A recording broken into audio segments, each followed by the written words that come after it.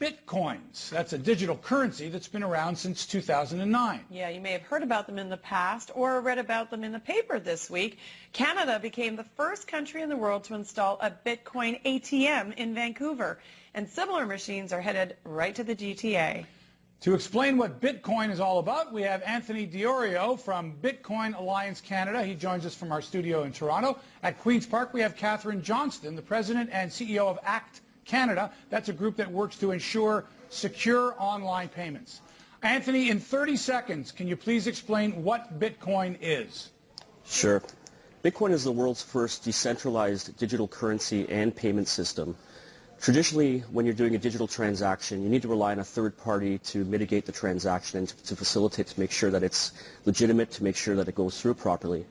Bitcoin uses a distributed network instead of this third party of computers all around the world that actually do the validation of the transactions. So instead of needing something like PayPal or needing something like Visa, which can be quite expensive, Bitcoin transaction can actually be done for free or with very little cost. Catherine, I don't like the sounds of it, probably because I still don't really understand it. It makes you uneasy for different reasons. Why? I have a concern about the use of the term currency and ATM.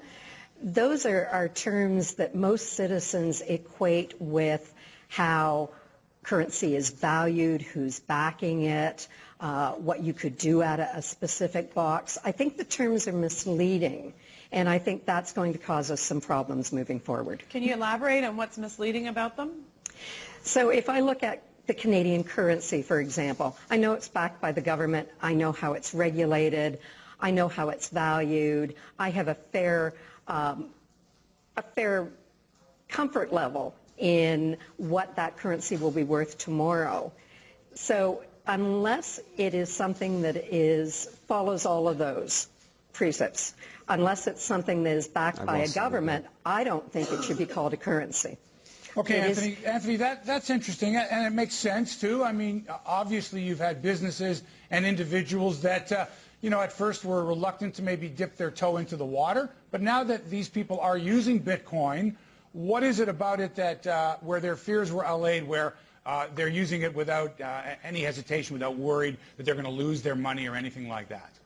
Sure. Well, the great thing about Bitcoin is it offers choice in the system. If you don't understand it or don't feel comfortable, you don't have to get involved or start investing with Bitcoin. What it is it's an extra system where if you do understand it and it makes sense to you and you like the nature of distributed systems that aren't necessarily run by governments or aren't necessarily where things can be printed away in the future, where you actually have this currency and it's actually being devalued over time, Bitcoin allows you to be a store of value for what you do have, and allows you to transact through merchants and through people that do accept Bitcoin and do understand it and realize that it is a superior method of making payments because it doesn't rely on a central authority or anybody to run it or control it. So I could buy Bitcoin from you? If I was selling it at this time, you could buy it from me. There's three ways you could do it. You could buy it through ATMs. You could buy it through exchanges all around the world where you can transfer currency. You can transfer the local currency into Bitcoins. Or you can buy it locally through people that meet, just like you're doing a Craigslist transaction or an eBay transaction. You can meet at a coffee shop and you can transfer cash for Bitcoins. Catherine, is this any different than trading stock or gold for purchases instead of using conventional money?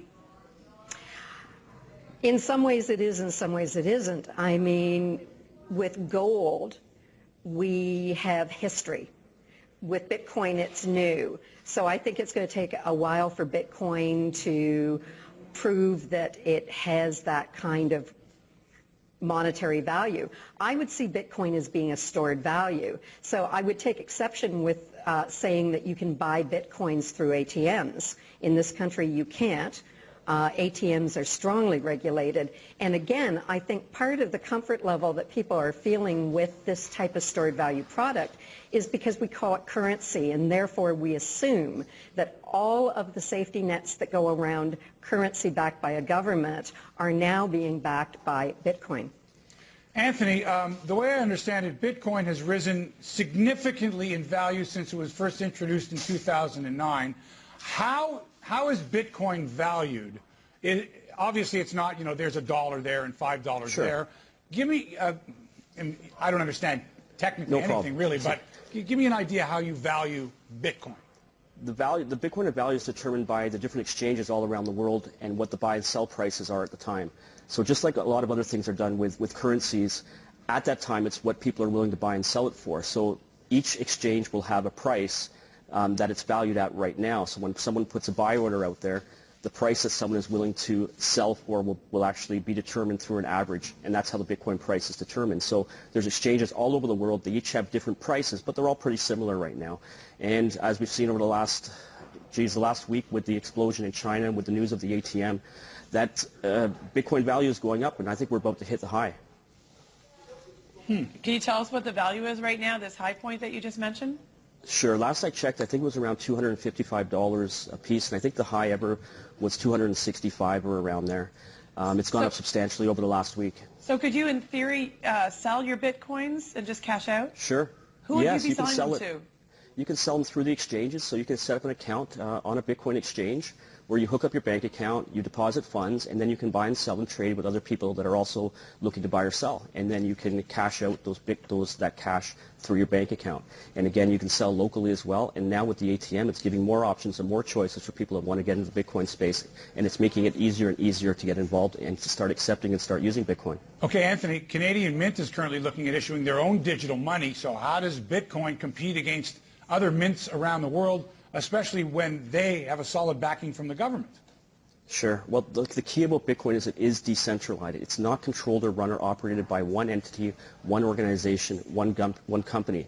It's a distributed network run by thousands of computers all around the world that run a piece of software, and the whole system is based on cryptography, which is basically mathematics. So the main key and the main difference between the mint coin is that is a centralized system. It's pretty much the same thing as what we have and what we've always had. Bitcoin is completely different, that it is decentralized. You know what? I have a funny feeling in about 10 years we're all going to be going, geez, remember when Bitcoin first started and we didn't know anything about it? Well, we're learning, slowly, but we're learning more about it. Anthony Diorio and Catherine Johnston, thank you both for joining us. We really appreciate your time today. You're very welcome. Thank you. Thank you. A Bitcoin